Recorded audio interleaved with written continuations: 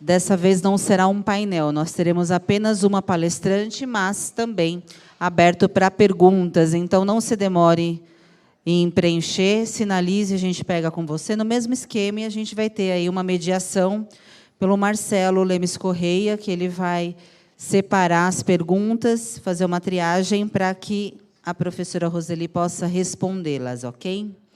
Então, convidamos aqui à frente professora e doutora Roseli Fígaro.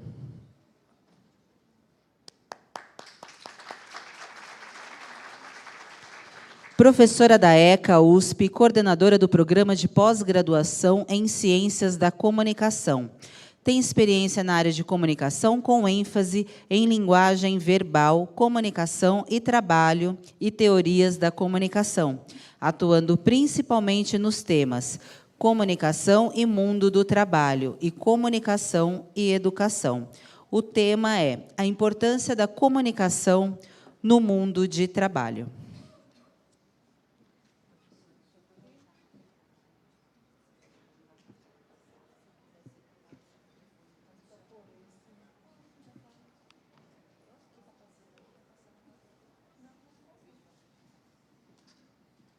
Só pedir para projetar aqui, por favor. Bom dia, pessoal. Agora sim. Tudo bom? Mania de professora, eu não consigo ficar sentada, então eu peço licença a vocês para falar em pé, tá bom? São os anos, né? Eu vim aqui convidada pelos organizadores do evento e fiquei pensando, nossa, por que será que fui convidada, né? Por que será que fui convidada? Porque eu estudo na comunicação o trabalho. E as pessoas estranham muito isso, porque perguntam, mas como é que o que uma coisa tem a ver com a outra? O que é que a comunicação, enquanto campo de conhecimento, área do saber, área de pesquisa, porque ela se interessa pelo trabalho? Talvez essa questão também esteja na cabeça de vocês, não é? Por que que uma professora da área de comunicação vem numa atividade para falar de comunicação e trabalho? Talvez ela vá conversar conosco sobre comunicação das organizações. Comunicação interna, comunicação externa, comunicação com os públicos, com os stakeholders. Não, não é disso que eu tratarei aqui. Esse campo do conhecimento é muito importante, é muito relevante, há experiências muito interessantes sobre esse, mas eu vim falar de outra coisa aqui. Eu vim falar da comunicação no mundo do trabalho. Eu trouxe aqui, vamos ver se vai, para começar a nossa conversa, pertinho do almoço, eu trouxe aqui uma metáfora. Essa imagem do queijo, é de uma história que aconteceu na França, onde um engenheiro foi contratado por uma empresa de médio porte, que produz queijo, numa região específica, foi contratado para automatizar os processos de produção do queijo. E, muito bem, ele fez isso, foi contratado, foi pago, desenhou lá um robô magnífico para virar o queijo, porque, vejam que estantes maravilhosas, né? Eles precisam de cura, e eles precisam ser virados. Muito bem, então vamos ficar com essa ideia. Foi lá o engenheiro e produziu um robô para virar queijo. Os trabalhadores saíram todos, os trabalhadores, as mulheres, eram mulheres que viravam queijo. Então, é preciso virar o queijo. O trabalho é a atividade humana que funda a espécie, faz parte da ontologia do ser social. O trabalho humano é sempre inédito, característica de nossa subjetividade. O problema é que a gente confunde trabalho com emprego. Parece que os seres humanos só começaram a trabalhar no capitalismo, que antes não se trabalhou. Parece que o trabalho é algo absolutamente externo a nós próprios, enquanto espécie. Não foi uma invenção do próprio ser humano, o trabalho. O problema é que o trabalho fez o ser humano. O homem criou o trabalho porque ele cria cultura. E a cultura humana é fruto da atividade humana, o que nós chamamos de atividade de trabalho. Então, parece muito simples virar o queijo por meio de um robô. Por quê? É fácil, é uma atividade tão mesquinha colocar um ser humano para virar queijo, não é? Mas também é preciso sentir o queijo. A produção dessa fábrica, isso é dado, isso é fato, está registrado em livro, caiu. Os clientes não queriam mais comprar o queijo, porque não tinha mais o mesmo sabor, o mesmo odor. Então, o dono da empresa convoca o engenheiro para explicar por que está acontecendo na produção, por que os clientes não querem mais comprar o queijo, os consumidores não querem mais saborear o seu queijo. E o engenheiro repassa os robôs e diz, não, daqui está tudo certo, não tem nenhum problema. Ele está fazendo a atividade muito bem feita, dentro dos tempos que você programou. Bom, então, há algum problema. Chama lá o antigo funcionário, a antiga gerente. E a senhora que cuidava desse trabalho diz, nossa, que lindo, tudo limpinho, robô maravilhoso, tudo muito perfeito. Mas nós apalpávamos o queijo, nós cheirávamos o queijo, nós sentíamos o queijo, e nem todos estavam prontos para virar no tempo que a receita mandava. Então, nós coordenávamos isso. Isso é a atividade humana. Isso é a inteligência humana. Isso é o processo de cognição completo, perfeito. Então, nós temos a comunicação, ela mesmo como um trabalho. Ou seja, todas as capacidades subjetivas do ser humano, na sua relação com seus colegas de trabalho, com esse outro que está na atividade junto com ele, são atividades de comunicação. Por isso que nós dizemos que comunicação e trabalho são aspectos intrínsecos da formação do ser humano, que dá status a essa espécie humana. Então, comunicação e trabalho formam um binômio que não pode ser separado. São duas categorias fundamentais que mostram o nosso diferencial em relação a outras espécies.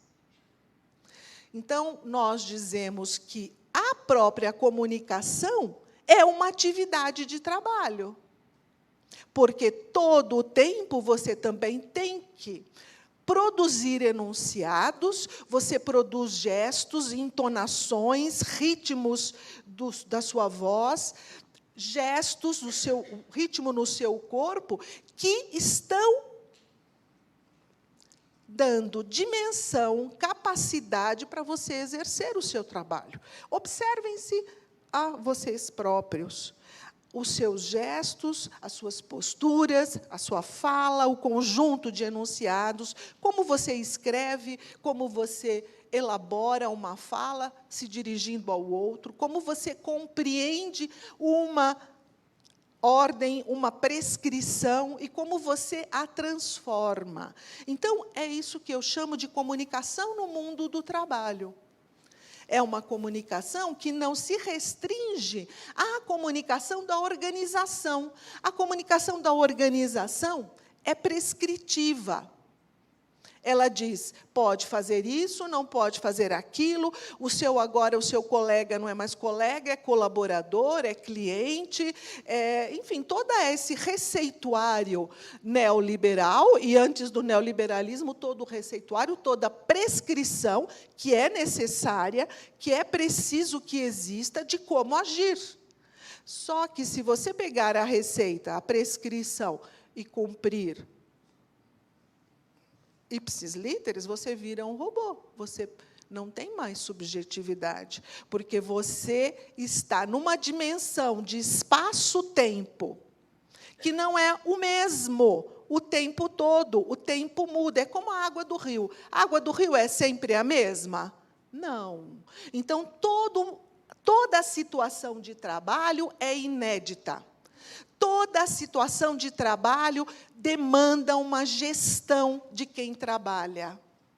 E essa gestão é individual e coletiva, e se faz por meio da comunicação. Então, nós temos que olhar o trabalho e a comunicação como parceiros, como entes, não é? Que andam juntos, e nós temos que observar esses ambientes de trabalho nessa dimensão, como um ambiente também comunicacional, comunicativo, não é?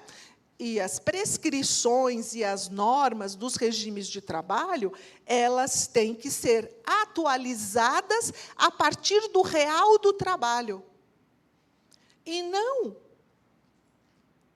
de uma hipótese outra. Então, quando o conhecimento científico, quando o conhecimento teórico se junta ao saber da experiência do trabalho real, é aí que nós temos a potência da ciência e da teoria. Tá certo? Isso é a inovação. A inovação não é uma prescrição que vem pronta num robozinho. A inovação é como os sujeitos no trabalho fazem a gestão de si e do seu coletivo para que o trabalho seja o melhor dentro do que também essa palavra melhor significa para aqueles objetivos da atividade de trabalho. Então, a norma, ela é importante. Eu não estou falando contra a norma. A prescrição, nós precisamos. Eu mesma trouxe aqui uma prescrição. Olha aqui, isso aqui, os meus PPTs, são a prescrição da palestra que eu combinei aqui com o Marcelo, com vocês. Só que eu estou, pela carinha de vocês, por essa situação e pelo meu estado emocional, refazendo a prescrição, rearticulando a prescrição. Eu não posso segui-la simplesmente. Ela é um horizonte, não é? Então, toda a prescrição é um conhecimento acumulado, não é? Que nos vem de diferentes maneiras, escrito, audiovisual, oral, o chefe, o líder, sei lá como se chama, vocês estão chamando, enfim, na hierarquia. Mas nós temos que saber que ela tem que ter o espaço para a renormalização, para a adaptação do sujeito, precisa isso. É aí que a pessoa cresce, é aí que a pessoa é incorporada no processo. Então, quando a gente diz, olha, quantos cursos você fez? Você está capacitado? Não sei. Precisa fazer os cursos? Precisa. Precisa vir para a escola de governo? Precisa. Agora, é preciso também que nós saibamos que todo esse conhecimento ele vai se tornar real no real do trabalho. nos processos comunicacionais que se dão no ambiente de trabalho. E aí, é claro que todo aquele processo de conhecimento civilizatório, do respeito ao outro, da camaradagem, do coleguismo, não é? Que estão enunciados de uma maneira mais geral nos direitos humanos e nos direitos dos trabalhadores, têm que ser considerados. A gente parte daí. Tá certo? Outra coisa é a escravidão. Parece que nós estamos voltando à situação quase de escravidão, não é?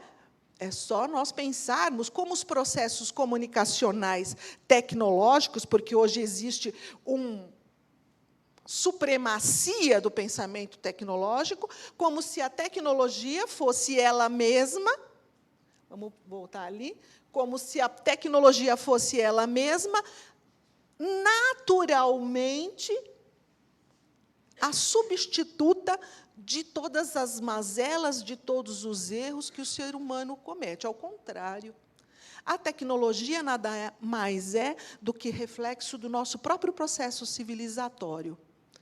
Não é? Então, se nós optamos por transformar a tecnologia naquele sistema de controle que, do ponto de vista que, a partir da comunicação, extrai todos os nossos dados, a cor do seu olho, o seu rosto, a sua roupa, o que você gosta de comer, que horas você vai ao banheiro, que horas você toma café, que transporte você toma para ir ao trabalho, qual é a sua função, todos esses dados não são mais governados por nós.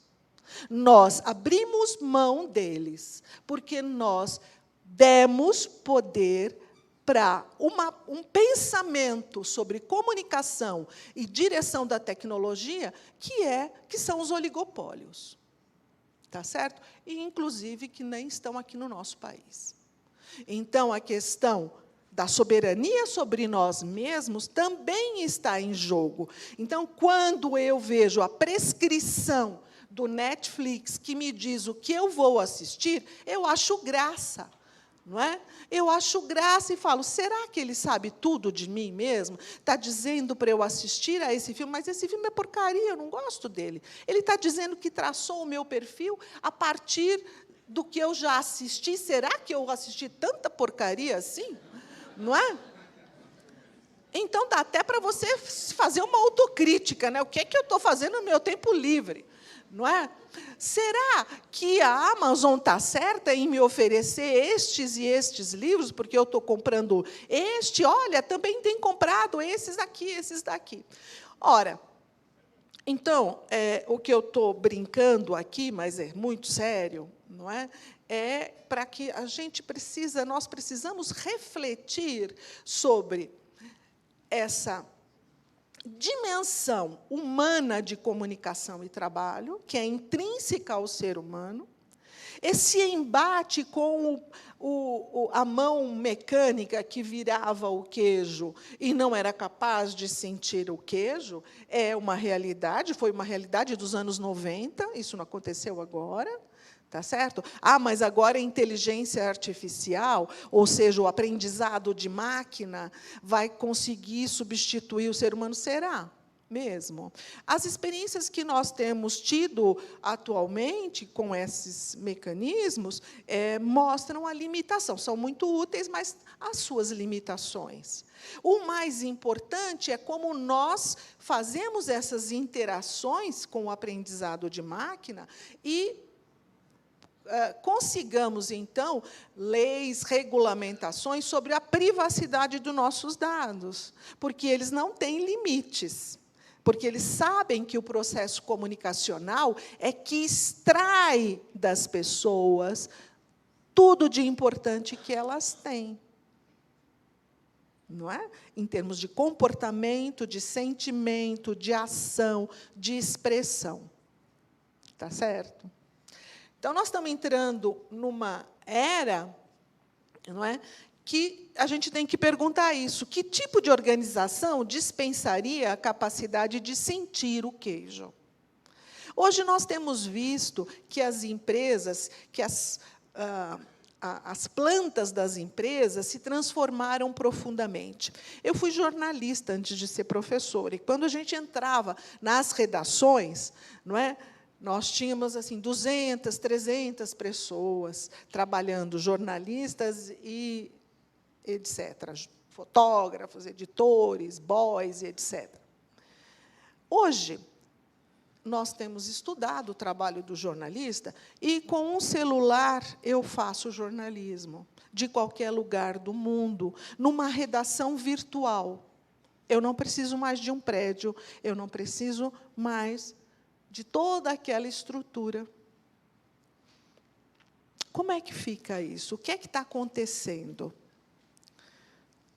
O que está acontecendo? Ah, mas isso é ótimo, é a tecnologia. De fato, a tecnologia nos permite isso. Mas quem está ganhando com isso?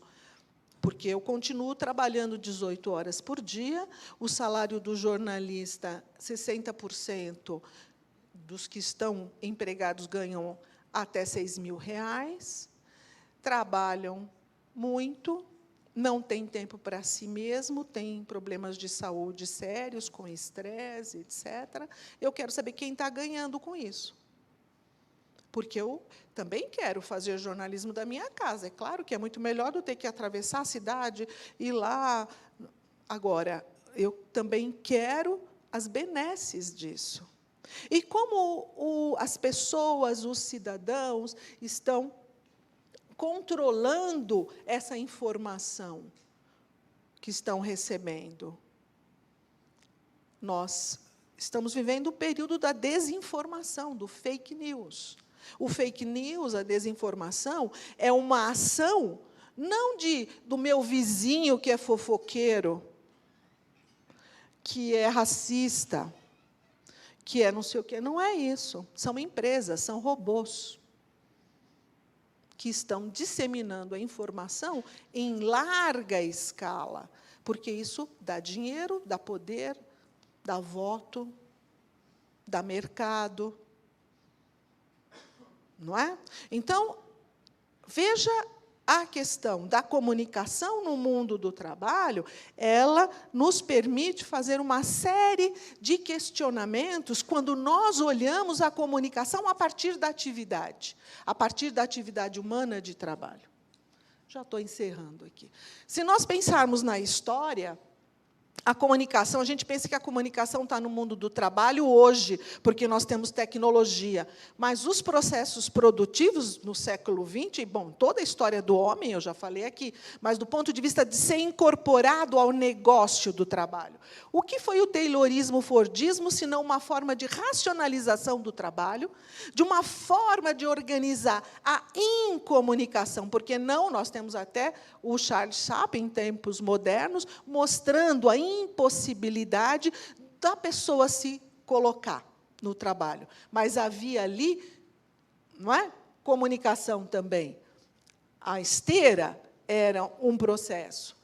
O toyotismo, outro modelo de racionalização, que chega no Brasil nos anos 90, vai falar de polivalência, vai falar de flexibilização. E aí a ordem é se comunicar, a ordem é falar, a ordem é dar ideias, é trabalhar com a tal célula, com a equipe, com o conjunto. Hoje, nós temos os multimétodos, com as plataformas. Não é? Então, todo mundo aqui pede uma refeição no iFood, todo mundo pede um carro no 99, todo mundo usa o Google para fazer pesquisa, usa a Amazon para comprar. Nós estamos falando hoje no capitalismo de plataforma, não é? Que parece que nós não temos mais um chefe, um patrão, nós temos um ser todo-poderoso que nos guia, nos censura, nos controla e nos permite coisas. Mas quais são as condições de trabalho de quem está aqui nas plataformas?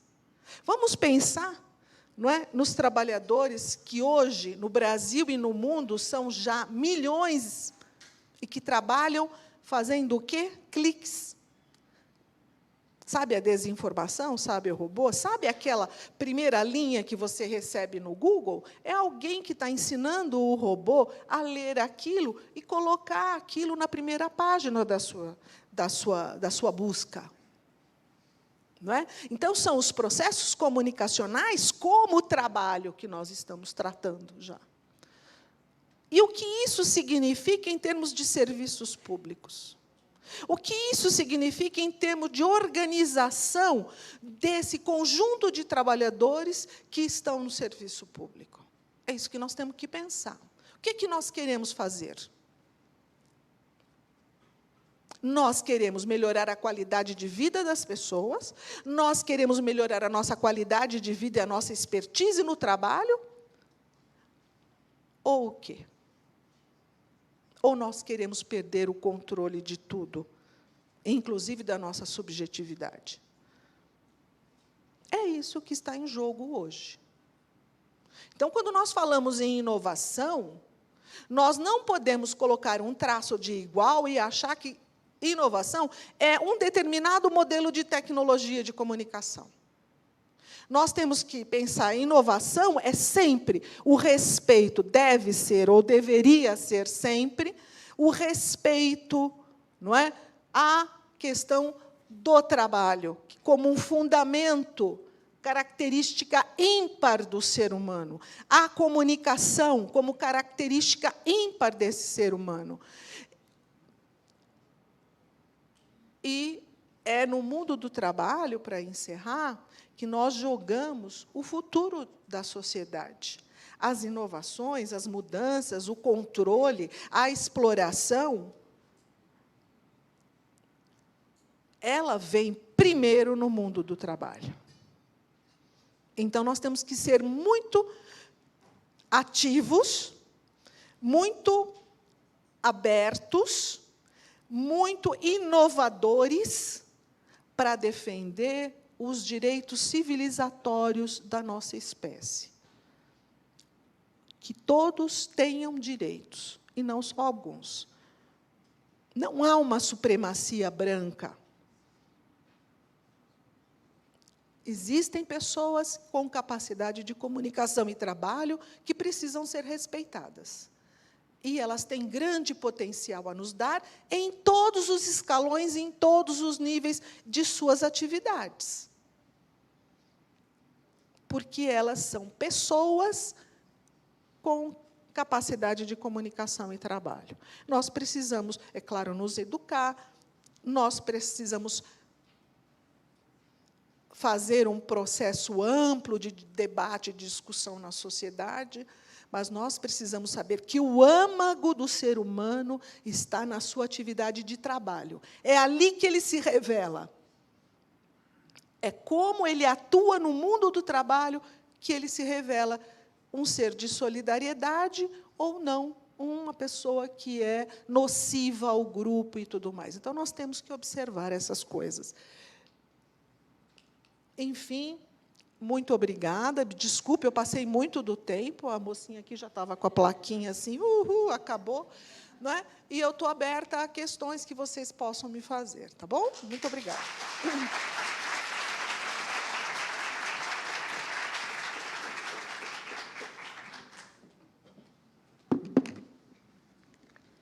Obrigada, doutora Roseli. Não sei se temos perguntas. Não quer, ninguém quer se comunicar aqui, é isso? Temos. Você fez a filipeta de perguntas? Então, o Marcelo vai... Conta aí para o Marcelo qual que é a tua pergunta, a gente vai retransmitir aqui.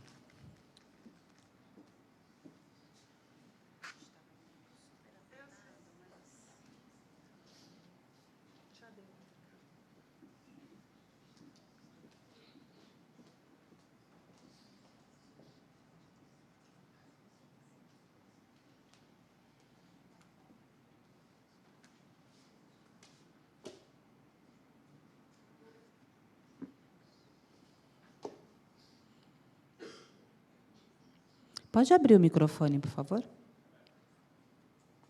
O vermelho. Está aberto? Pois não. Fala alto que eu escuto. Dá para ouvir, eu acho. Pode falar alto que dá para ouvir. Gente, eu dou aula para muita gente. e aprendi a falar alto. Fiz teatro também, então, ó, vocês estão me ouvindo aí no fundo? Sim. E aqui também é boa. Só saber projetar, né? É. Poderia falar 3 horas seguidas, como eu falo com os meus alunos, vocês iam morrer. Diga aqui. Professora, bom dia. Por gentileza, sobre a comunicação, qual é o papel, como é que a senhora vê o papel da comunicação nas mediações de conflito e programas de cultura da paz? Que quando nós falamos de trabalho, nós não podemos deixar esse ponto, a cultura da paz e a mediação de conflitos entre os funcionários, enfim, toda a empresa. Por gentileza. Tá certo. Eu quero... Você me deu a possibilidade de trazer para vocês jogar aqui para vocês, se depois vocês quiserem pensar no assunto. A comunicação é sempre pensada como consenso. Né? Na nossa área de ciências da comunicação, a comunicação é sempre tratada como consenso. Existe um grande filósofo que está vivo, um homem formidável, chamado Habermas, que vai falar da importância da esfera pública e os lugares ideais de fala para a construção de consensos. Muito bem. No entanto, eu ouso dizer que a comunicação ela tem um papel maior de identificação de conflitos. Muito mais do que criar consensos, ela identifica conflitos. Então, a gestão dos processos comunicacionais, a partir do mundo do trabalho, ela precisa ser uma competência de todos aqueles que estão nesse ambiente de trabalho. É assim que a gente formula uma cultura pela paz. Uma cultura pela paz não é de um silêncio, de um consenso imposto, mas é um processo civilizatório que se dá na identificação e no tratamento contínuo de conflitos no ambiente de trabalho. Então, a competência comunicativa é muito relevante que o trabalhador tenha consciência. Ele usa, mas ele não tem consciência dela. E ele precisa ter consciência para aperfeiçoá-la, para dosá-la, para saber identificar conflitos e atuar nas situações de conflito, como ele deve se posicionar nas situações de conflito. Uma palavra errada numa relação com o público, por exemplo, pode causar um conflito muito maior do que aquele que você estava querendo mediar. Não é? Então, uma reflexão sobre eu falo também muito em dispositivo comunicacional. Se nós formos pensar aqui, vou dar só um exemplo rápido, porque nós estamos aqui num dispositivo comunicacional. Tem uma maluca falando aqui na frente e um monte de maluco ouvindo essa maluca aí, sentadinhos, bonitinhos, tal. Nós temos um grande, né, um evento, tal. Então, esse dispositivo comunicacional exige que essa pessoa seja chamada de professora doutora, de que eu me comporte de determinada maneira e que eu mostre para vocês profunda sabedoria. Não é? Porque vocês vieram aqui para ser informados. Então, se nós saíssemos daqui e fôssemos para o cafezinho, eu poderia falar este mesmo conteúdo de uma outra forma, em círculos menores. Não é? Numa conversa com 2, 3 colegas, 5 colegas, eu montaria um outro dispositivo comunicacional. Então, esse outro dispositivo comunicacional exigiria outro vocabulário, outra entonação. Eu não poderia falar desse jeito professoral e tal, porque fica ridículo estar numa conversa, numa situação de conversa. Então, o que eu estou querendo dizer é que fazer a gestão dos processos comunicacionais a partir dos conflitos que emanam do ambiente real de trabalho exige uma reflexão sobre também os dispositivos comunicacionais em que estamos inseridos, eu e este outro, que faz parte da situação de conflito. Tá? Então, nós precisamos pensar nessas coisas. Não sei se eu te respondi. Bom, é isso. Muito obrigada, professora e doutora Roseli Fígaro.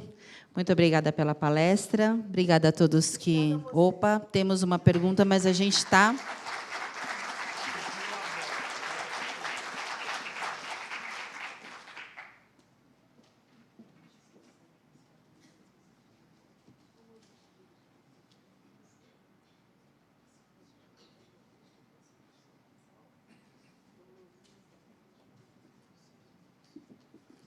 Bom, me deixou falar um minuto. Como priorizar o humano em detrimento da tecnologia? A partir da gestão. É entender o que é a tecnologia. A tecnologia é um produto da cultura. É um produto da cultura histórico, um produto histórico. Não é o Espírito Santo, não é Deus do céu falando na terra. Tá certo? Não é a tecnologia sabe tudo. Quem sabe tudo foi quem montou o processo comunicativo e tecnológico da tecnologia. Ela tem um objetivo e pode também ser transformado. Esse objetivo pode dar errado, igual o braço mecânico que virava o queijo. Então, nós temos que pensar sempre nesse dispositivo comunicacional, que é a situação concreta de trabalho. Essa tecnologia precisa ser incorporada por esse conjunto de pessoas, e essas pessoas, no real de trabalho, é que farão a gestão, a melhor gestão dela. A prescrição, lembrem-se da prescrição, vem como é que eu uso o computador. Mas, das minhas necessidades, eu uso 1/3 daquela potencialidade. E daí? Por que eu preciso usar 100%? Então, ou seja, eu estou renormalizando o tempo todo. Então, se a tecnologia ela vem só como aquele conjunto, modelito 42, não é? Que todo mundo tem que vestir, não vai dar certo. Nós temos que entender que a tecnologia ela é inteligente o suficiente, ela foi pensada no sentido de ser adaptada, e ela também muda. Ela também muda a partir da iniciativa e da inovação do uso, porque ela está... O que tem hoje chamado de aprendizado de máquina ou chamado de inteligência artificial é que a tecnologia está aprendendo com o trabalho. Se você acha que ela é uma coisa morta, parada, não é mais analógica, ela é digital. Ela está aprendendo a partir das suas ações. E ela é renormalizada por quem controla, mas ela também tem que ser renormalizada por quem a usa. Essa que é a questão. Nós temos que entender que os inteligentes somos nós. Essa que é a questão. Muito obrigada. Agora acho que chega, senão eu falo muito. Infelizmente. Obrigada, professora e doutora Roseli. Infelizmente, por conta do tempo, a gente teve que encerrar. Agora a gente parte